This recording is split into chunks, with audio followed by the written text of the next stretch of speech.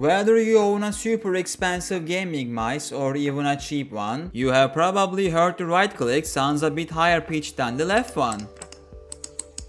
But why is that? I mean, basically, we use the left click like a million times more often compared to the right click. Maybe it wears out and the sound changes, right? That's exactly what I thought, but turns out that has nothing to do with it. In this video, we are gonna be investigating exactly why there is a sound difference between any two buttons. First, let's use basic logic. For two buttons to sound different, something about them has to be different. If they were identical, they would sound the same. Plus, the sound difference we mentioned exists even on brand new mice, meaning it's there when both switches are fresh out of the box. So that confirms what we just said. The difference definitely isn't caused by wear and tear. While I was researching, only one logical explanation came to me. If they sound different, they must be different switches. According to the Wattpulse, which is a statistics company that tracks literally everything from the buttons you press to the time you spend on your PC, the average user actually clicks the left mouse button about 12 to 15 times more often than the right one. Which means if we are making a mouse and we want it to be rated for, let's say, 150,000 clicks, we technically don't need to put a switch that can withstand 150,000 clicks underneath all of the buttons. I could put a 150k switch on the left and a cheap 10k on the right. Since the right side is barely used, it will easily last as long as the left side anyway. That way we can manufacture the mouse cheaper. So I guess we have finally solved the mystery, right? Quite the opposite, actually. I found out that putting a cheaper switch under one button like this actually increases the total manufacturing cost. But wait, how's that even possible? The secret isn't one being cheaper than the other one. Basically, you are using two different switches. All of these companies without exception buy their products in bulk, meaning if you buy 1 million units of expensive switches, you get a huge discount. But when we try to buy two separate switches just to make a profit on this new model, we'll have to buy 500,000 each, so that bulk discount rate we talked about will end up dropping significantly. I'm not even mentioning that we would have to completely redesign the interior to fit two different switches, or the fact that the difference in actuation force between the two switches would feel different and ruin the user experience.